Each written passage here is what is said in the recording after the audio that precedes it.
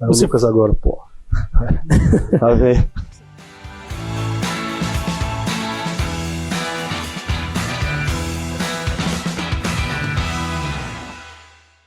Aqui no estádio Beira-Rio, depois do empate do Internacional contra o Corinthians, frustrante, a situação do Colorado na tabela de classificação do Campeonato Brasileiro não é das melhores. A gente traz detalhes da situação do Inter na competição e tudo dos bastidores do vestiário do Internacional. Ramon Dias e Emiliano admitiram um erro no vestiário colorado e falaram sobre a situação na entrevista coletiva. O que falta para o Internacional engrenar nessa reta final de temporada 2025? Os principais pontos de melhora que o Inter necessita para a sequência final do Campeonato Brasileiro.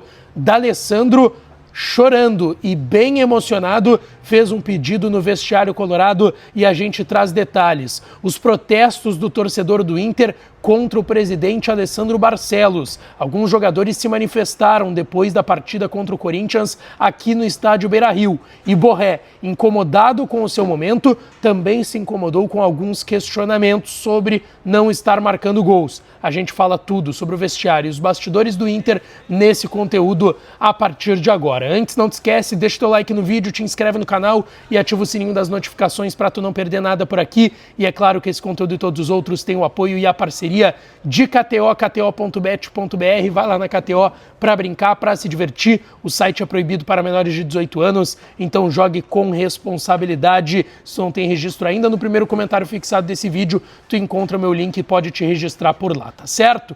Bom, gente, vamos lá. Estamos aqui ainda no estádio Beira-Rio, depois desse empate frustrante do Internacional em 1-1 contra o Corinthians. O Inter, que não mereceu o empate, esteve perdendo em boa parte do jogo, conseguiu encontrar um pênalti bem marcado pelo árbitro da partida nos acréscimos, no finalzinho do jogo, no que era o último lance, e conseguiu arrancar um empate. A situação do Inter na tabela de classificação do Campeonato Brasileiro não é das melhores, ainda tem uma distância considerável para a zona de rebaixamento e tem mais um jogo complicado na próxima rodada contra o Botafogo aqui no Beira-Rio no sábado às 18h30.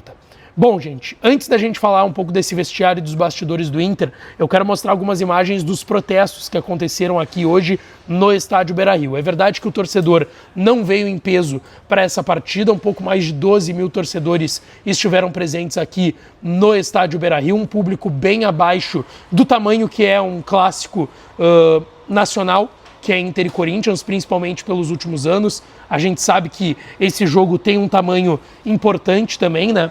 E mesmo assim o público não foi bom. Muitos protestos contra o presidente Alessandro Barcelos antes da bola rolar, no intervalo e depois do jogo, inclusive com essa faixa que vocês estão vendo aí, com o rosto do presidente do Internacional, notas de dinheiro e aquele símbolo ali remetendo a proibido, né? Muitas críticas em cima do mandatário do clube e depois da partida também. Alguns torcedores foram ao Portão 1 aqui no pátio do estádio Beira-Rio protestar contra principalmente o presidente Alessandro Barcelos e o grupo de jogadores do Internacional. Bom, nas entrevistas a gente viu o Ramon e o Emiliano Dias, até não vou dizer que abatidos, mas um pouco cabisbaixos, perdão, pela atuação do Internacional. Eles até citaram que o Inter teve um início de jogo bom, com chances. O Ramon Dias citou que esse tipo de oportunidade que o Inter teve no início do jogo aqui no Beira-Rio não dá para perder porque elas podem definir uma partida, mas eles citaram que o Inter de fato acabou perdendo em rendimento para a equipe do Corinthians. Até explicaram a troca de botar o Mercado ao lado do Juninho e do Vitão e jogar com 3 zagueiros na segunda etapa, o Inter indo para o campo do Corinthians, que ficou esperando o Inter para puxar contra-ataques e tentar matar o jogo, o que não aconteceu.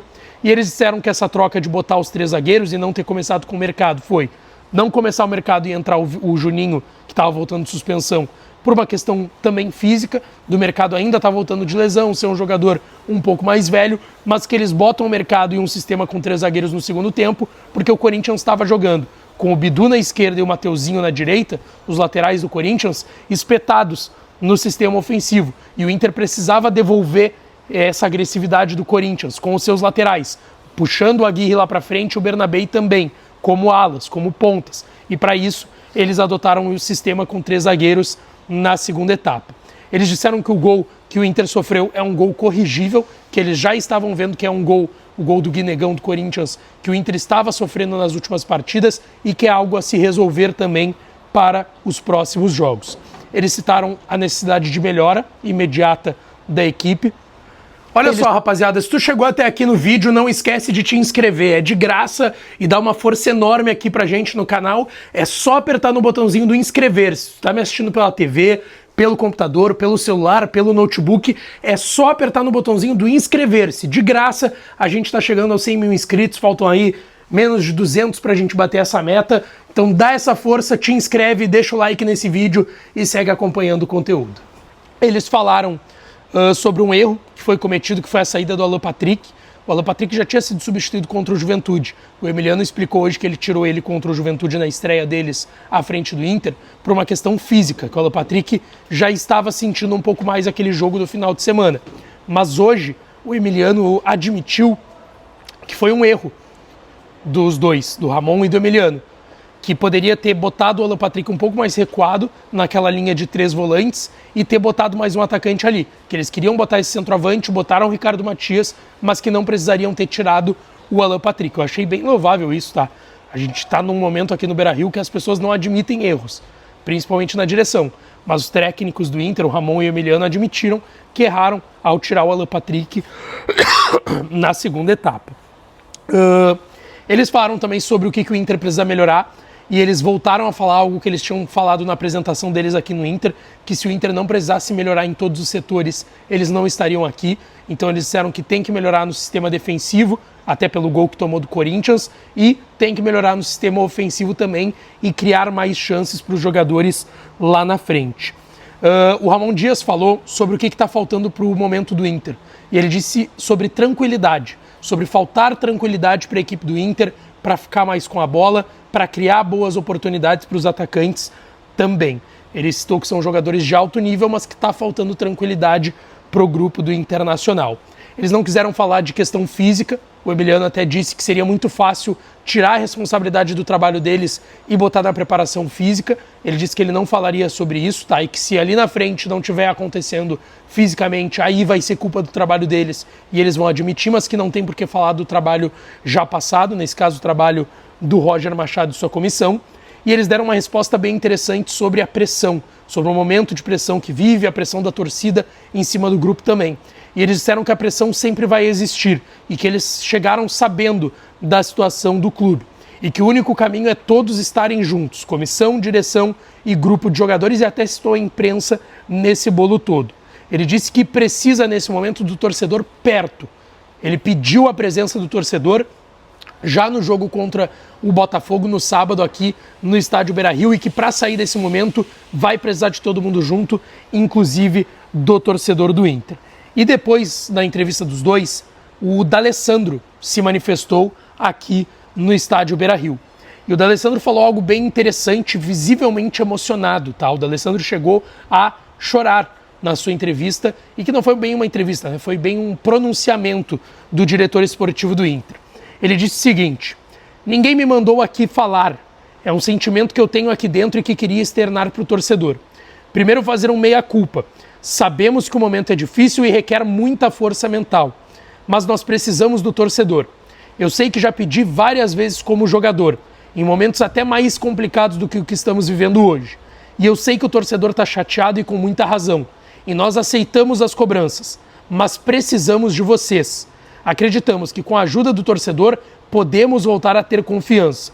O Inter sem o torcedor perde muito, e eu não estou culpando esse torcedor. É um momento importante do clube.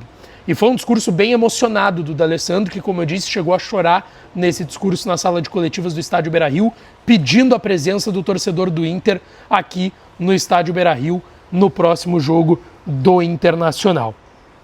Bom, depois do jogo, alguns atletas falaram por aqui. O Bruno Gomes agradeceu às pessoas do clube. Hoje o Bruno Gomes voltou a jogar, né? Depois daquela LCA, cirurgia que passou no joelho no início do ano, na primeira rodada lá em Bagé do Campeonato Gaúcho. Depois de quase 300 dias, voltou a vestir a camiseta do Internacional. Ele até deu uma resposta bem interessante sobre jogar de lateral, tá? Ele deu todo o indicativo de que deve seguir brigando por vaga na lateral. Aliás, voltar a brigar por vaga na lateral, vaga que foi conquistada por ele com o Roger no ano passado. Ele até falou que é volante a vida toda, mas que viveu momentos bem felizes jogando pelo Inter como lateral no ano passado e que a princípio vai brigar por aquela vaga ali com o Bryan Aguirre.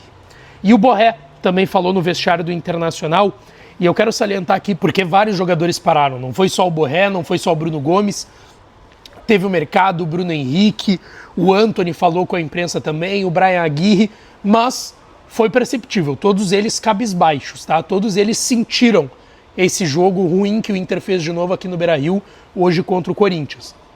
Mas o Borré, em entrevista, ele explicou o fato de estar treinando em um turno inverso. Ele disse que depois de diversas lesões, ele sentia que não estava voltando 100% confiante também e precisava disso, e por isso optou por fazer esses trabalhos em um turno inverso, basicamente, como a gente já tinha trazido também aqui no canal. Ele foi questionado sobre o seu momento, e aí o Borré se incomodou com a pergunta sobre o seu momento.